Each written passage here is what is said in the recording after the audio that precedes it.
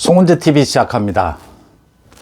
구독, 좋아요 저한테 큰 힘, 큰 격려가 된다는 말씀 먼저 드리고요. 어제부터 시작해서 이 대선 전국의 가장 큰 화두는 후보 단일화입니다. 윤석열 후보와 안철수 후보가 단일화를 하느냐, 이재명 후보와 안철수 후보가 단일화를 하느냐.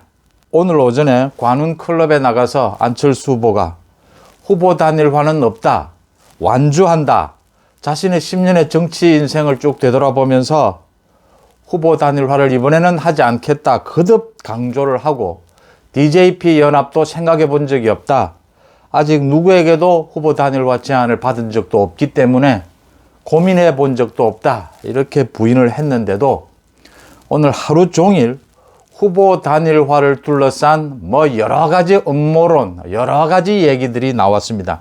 그중 가장 대표적인 것이 김종인 위원장과 이준석 대표가 후보 단일화, 윤석열 후보와 안철수 후보의 단일화를 가로막고 있다.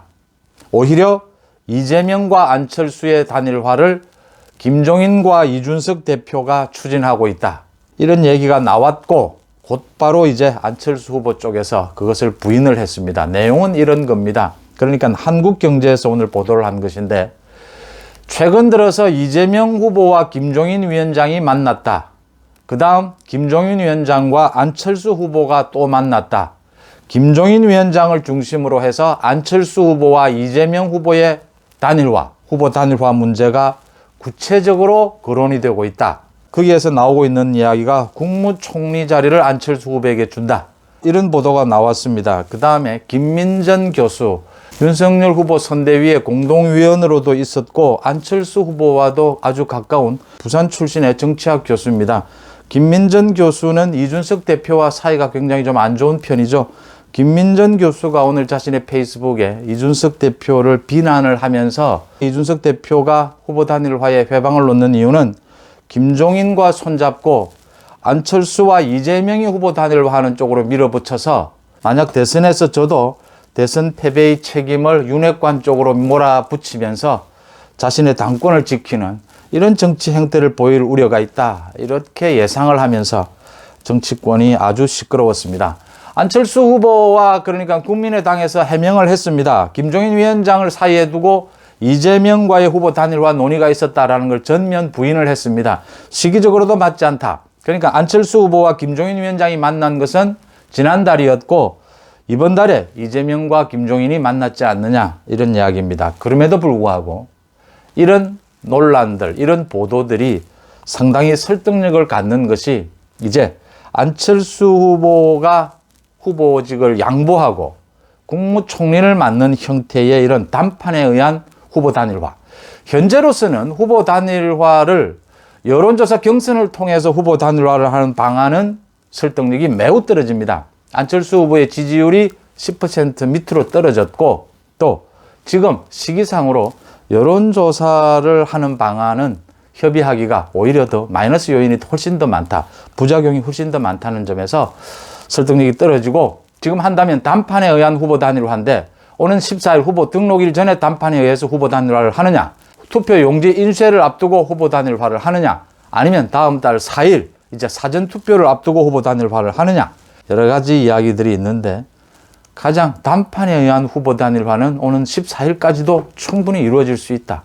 그렇지 않으면 이번 달 말까지는 충분히 가능한 부분이다라는 것이고, 정치권 모두가 어제부터 이야기를 하기 시작했고 모든 가능성은 열려 있습니다. 사실은 모두가 열려 있고, 지금 정치인들이 하는 말들은 어느 말도 다 믿을 수는 없고 어느 말도 다 안 믿을 수도 없는 그런 상황이다.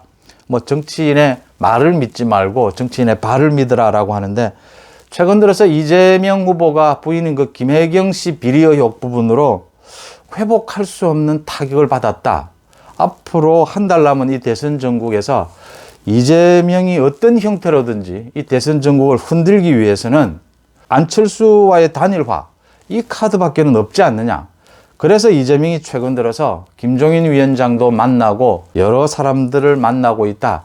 겉으로는 중도층 공략이라고 하는데 결국은 안철수가 목표 아니냐라는 이야기들입니다.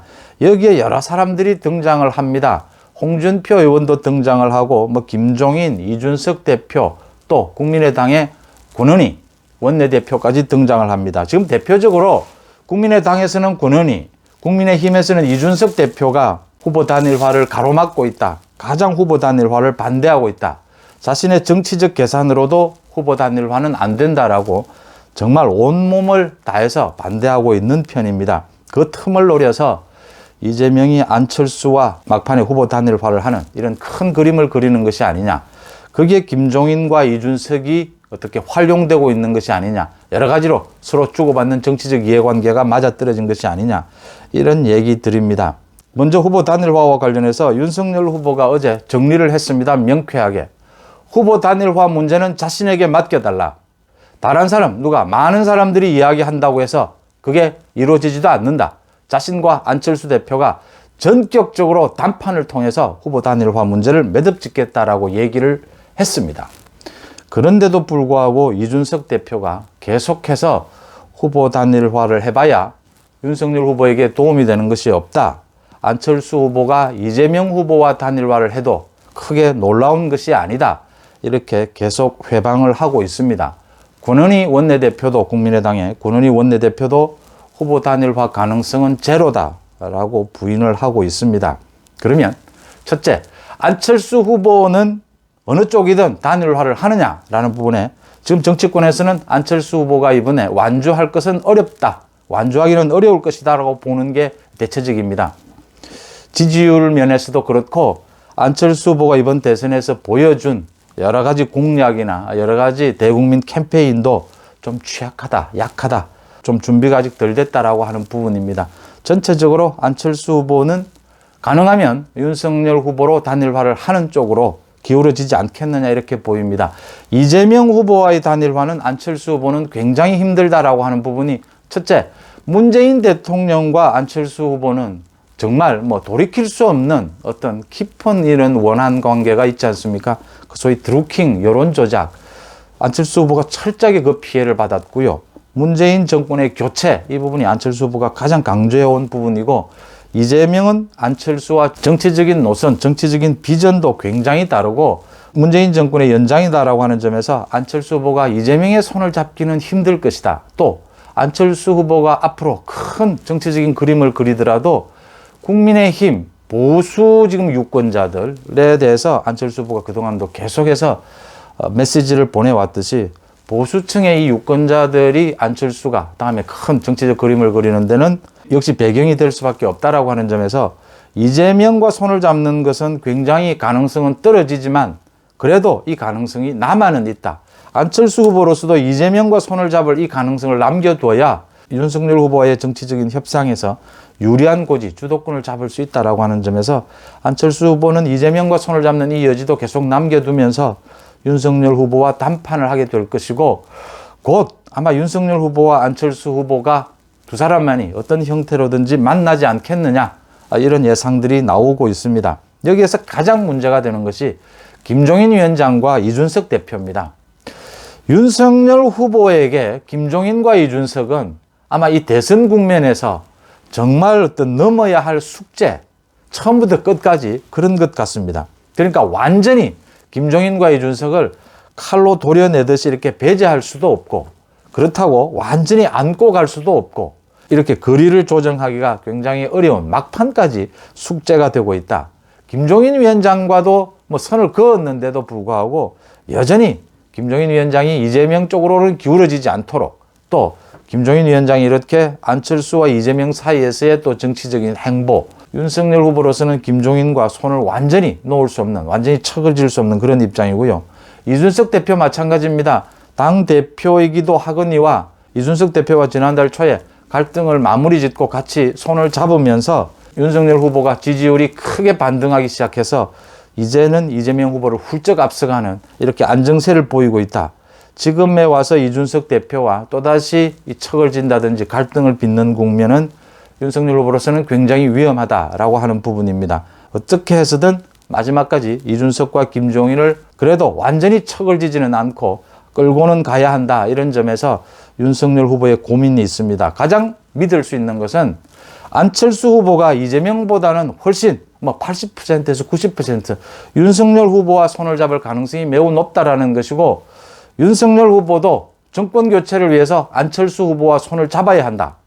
단지 수학적으로 지지율 몇 퍼센트를 더 높인다라는 것보다도 앞으로 안철수 후보와 공동정부를 통해서 정말 여소야대가 되지 않습니까? 정권을 잡는다 하더라도, 대선에서 이긴다 하더라도 여소야대 국면인데 안철수 후보와 손을 잡고 공동정부로 정치 개혁을 해나갈 때 안정적인 국정 운영을 해나갈 수 있다. 이렇게 윤석열 후보가 판단하고 있기 때문에 당장 당내에서 이준석 대표의 반발을 누그러뜨려야 하고, 그렇다고 해서 이준석 대표를 또 내칠 수도 없습니다.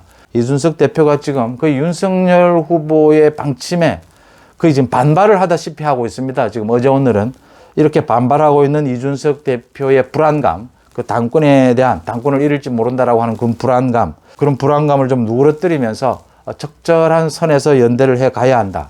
역시 이 정치라고 하는 것이 또 특히 선거판이 되면 가급적이면 적을 만들지 말아야 한다라고 하는 부분입니다. 홍준표 의원과도 마찬가지입니다. 그러니까 윤석열 후보가 내일 홍준표 의원이 운영하는 그 유튜브 홍카콜라죠. 홍카콜라에 출연하기로 했다가 이제 출연하지 않기로 취소를 한 것으로 보입니다.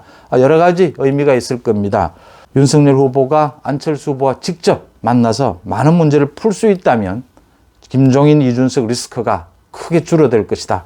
마지막까지 이재명 후보는 아마 안철수 카드 이 부분을 가지고 윤석열 후보를 좀 위협하게 될 것이다. 지금 이재명에게 남아있는 카드는 안철수와의 연대, 안철수와의 단일화, 이 카드밖에는 없지 않느냐. 이걸 윤석열 후보가 어떻게 넘고, 이 마지막 관문으로 보입니다. 이걸 어떻게 넘을 것이냐 하는 부분입니다. 아마 오늘도 그랬듯이 내일 모레 계속해서 갖가지 음모론도 나오고, 갖가지 예측, 전망들이 나오고, 갖가지 확인하기 힘든 여러 가지 뉴스들이 터져 나올 겁니다. 정치인의 말은 다 믿을 수도 없고 안 믿을 수도 없고, 이런 상황에서 윤석열 후보가 이 걸림돌을 어떻게 지혜롭게 헤쳐나가는지 또 여러분들과 자세한 얘기 나누도록 하겠습니다.